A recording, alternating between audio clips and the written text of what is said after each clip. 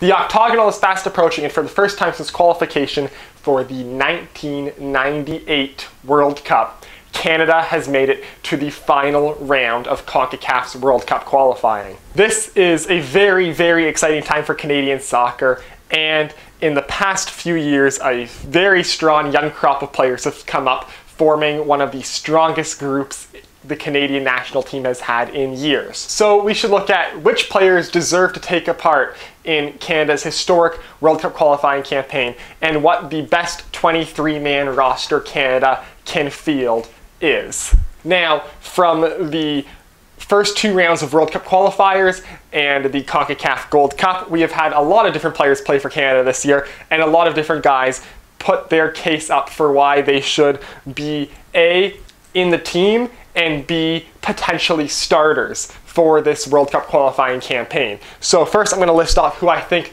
my supreme 23-man roster is, and then I'm going to go and do who I think the best possible starting 11 that Canada can play consists of. So starting off, goalkeeper, obviously 3 goalkeepers in the lineup as per usual for international call-ups. The 3 guys I'm picking are as follows: Maxime Crépeau, Milan Borjan, Dane St. Clair. Borjan, been in and around the Canadian team for years now. He's a regular fixture on this squad.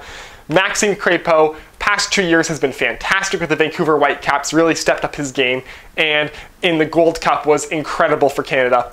Dane St. Clair, great season last year for Minnesota United in MLS, has proven himself as a solid first-choice goalkeeper in Major League Soccer, and at his age, he's a young goalie who should get more and more experience with this Canadian men's national team going into the future. For defenders, I'm picking the following. Obviously, Alphonso Davies. He's the superstar of this Canadian men's national team, the best player Canada has ever produced. Obviously, he's going to be on this team.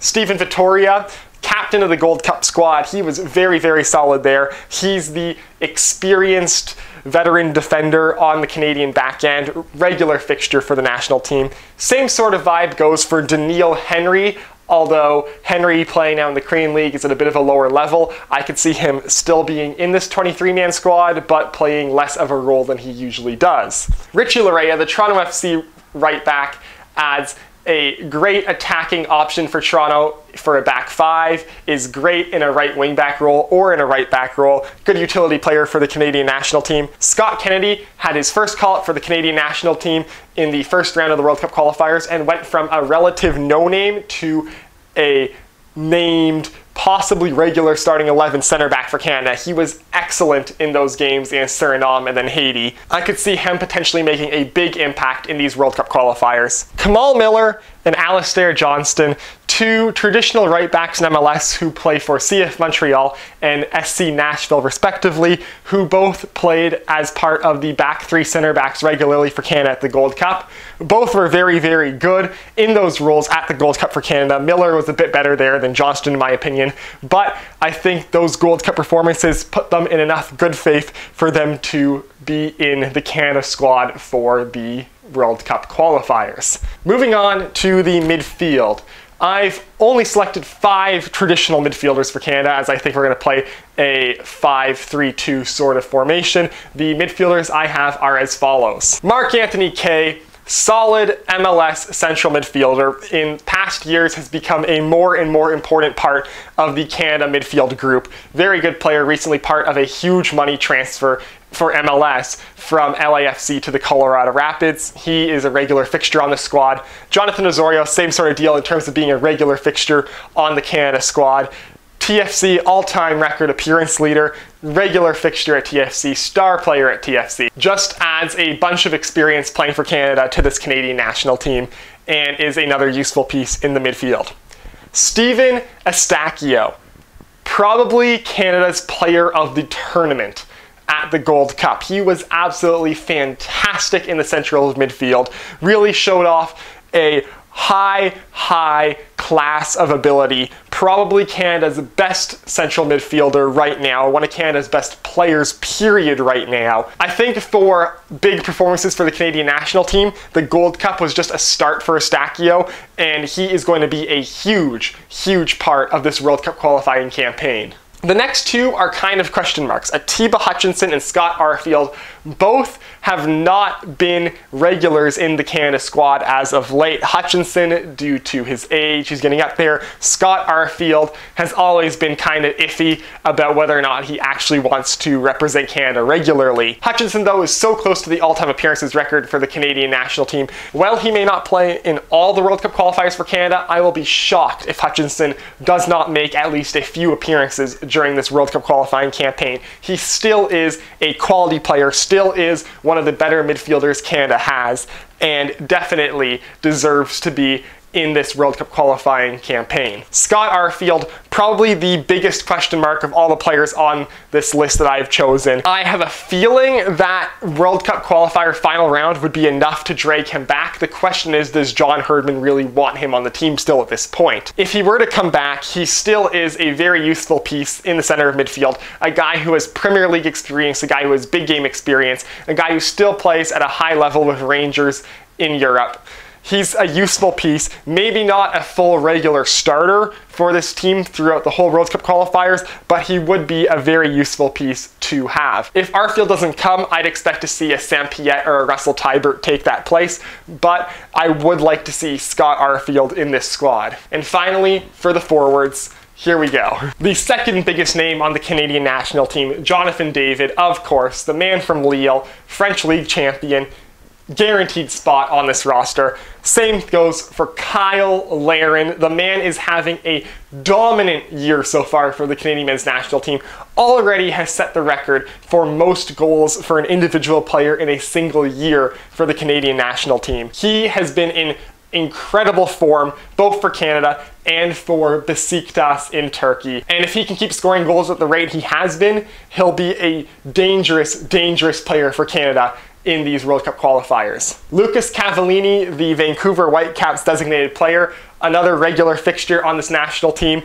The emergence of David and Larin in the past couple years has diminished his importance for this team, but he still is a very important option for Canada and a good striker for us to have. Junior Hoylett, another guy who's solid player, adds nice experience to this Canadian national team, leader in the room, a guy who can wear the captain's armband.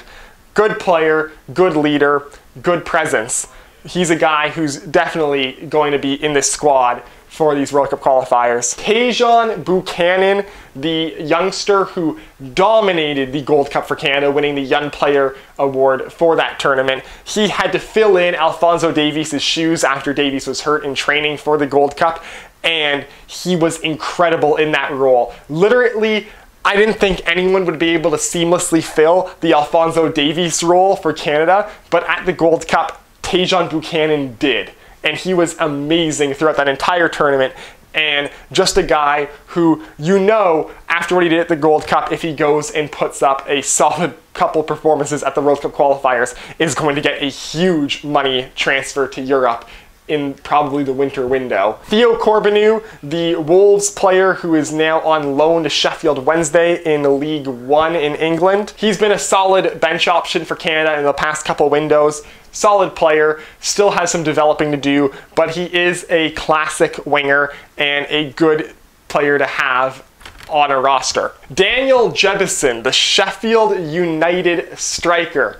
Hopefully, we can get him to commit for Canada and play for us in these World Cup qualifiers. I would like to see that. He's the only guy I have in this lineup that has never played for Canada before, but I like what I've seen from Jebison so far. I think he is a very exciting young player who has a lot he could potentially add to this Canadian national team going forward. And I think if a young guy is going to be brought in to this Canada roster for these World Cup qualifiers, it's going to be him. And finally, Liam Miller. Now, from what I've seen on the Canadian national team for Miller, I'm not as high on him as I was 2 years ago. I feel like he definitely has not lived up to the hype around him that there was when he first came into this Canada team in 2018, 2019.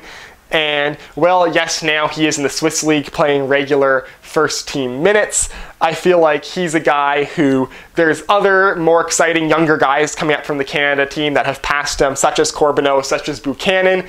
and also guys like Lucas Diaz and Marcelo Flores, who are coming up and could potentially play for Canada and could take that spot. But I think John Herdman likes Miller, and John Herdman will still keep Miller around the team just because he's been around for pretty much John Herdman's entire tenure. So, well, he's probably the only guy on this board where if I was the manager of the Canadian national team, I probably wouldn't pick him. Liam Millar, I think, is going to be in this Canada roster. So here's my 23-man roster that I think Canada is going to play for the World Cup qualifiers. How do I think they are going to line up?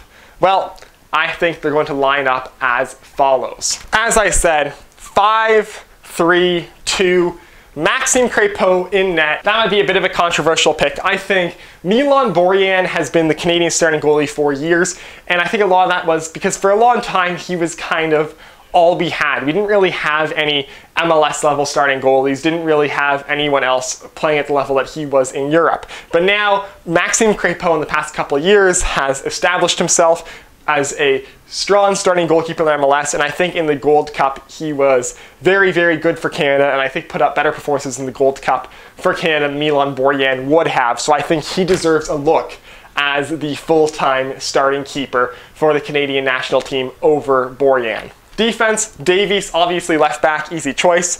Kamal Miller, I think, was good enough in the Gold Cup that he should get a spot in the starting 11 as one of the 3 center backs. He was very good in the Gold Cup, and I think it proved that he was good enough to play in the World Cup qualifiers regularly. Steven Vittoria, probably the best defender we have right now, or at least the best center back we have right now. Solid player, definitely is in the starting 11. Scott Kennedy I picked over Daniil Henry because I just liked what I saw from Kennedy. He was very solid during the first 2 rounds of the World Cup qualifiers. Daniil Henry has a bit of a reputation of having a big mistake at some point during big games, and in a situation where every game is a big game. I like Daniil Henry. I don't think I trust him to start. Right wing back, Tajon Buchanan, a role he played a couple of times at the Gold Cup. I think that having Davies and Buchanan on opposite wings give us 2 incredibly fast, incredibly skilled wing backs who can just wreak havoc on opposing defensive. Tajon Buchanan on the right side and Davies on the left is just a dynamite wing-back duo. Yes, I listed Buchanan as a forward, and yes, he can play wing. If we do decide to go 3 forwards, he's definitely up there, but Tajon Buchanan also can play wing-back. Great pick in that spot. Midfield, Steven Eustáquio. I already said everything I have to say about him. One of the better midfielders Canada has maybe ever produced. Tiba Hutchinson, if he plays, he's there. He is so crucial to Canada, has been for so many years, is such a good calming presence in the center of midfield, a good experienced presence in the center of midfield. Again, if he shows up, if he comes to play for Canada, he's going to be in the lineup. And Marc-Anthony Kaye, again, just him and Eustáquio really ran the show at the Gold Cup. Eustáquio outshined him, but Kaye was also excellent in that tournament, and I think really also solidified himself as a guy who needs to be a starting midfielder for Canada for years to come. Forwards, Jonathan David is going to play probably a bit lower than Kyle Larin. David is better as a sort of number 10 when he's sitting a little bit lower than the first striker, and Kyle Larin at the number 9 spot. Larin can also play as a winger, but for Canada, he's been a very good point striker and really has been the guy that you want to set up, especially in the past year. Fantastic goal scorer, has to be in the starting 11. So that's starting 11. I think Canada will probably field at least to start the World Cup qualifiers. We'll see with injuries and whatnot as the season rolls on and as the year rolls on what happens with this. But this right here, just looking at it first off, this might be the best roster Canada has ever fielded. Just the amount of high-end talent. Davies, Eustáquio, Larin, David, Buchanan, all very, very good players. And also a big, big lack of MLS in this starting 11. Remember, this was a Canada team that used to be as recently as 6-7 years ago. If you played in MLS, you were in this squad pretty much. And now we have a squad made up of guys that not only play in Europe, but play Germany, France, Portugal. Good, good leagues, Besiktas players, guys who play regularly in Champions League and Europa League, guys who regularly play against top-end opposition in Europe. This is a very, very quality team, and honestly, should have a real solid shot of qualifying for the 2022 FIFA World Cup. So, that's who I think is going to be on Canada's roster for the at least first window of 2022 FIFA World Cup qualifiers. Let me know down below in the comments who you think is going to be on the roster, if I left anyone out that you think should be on the team, if I included anyone that you think shouldn't be on the team, and if my starting 11 is not at all what you have as your starting 11. And as always, if you like this video, hit like. If you want to see more of my stuff, hit subscribe. Follow me on Twitter, link is down below in the description, and I will see you next time.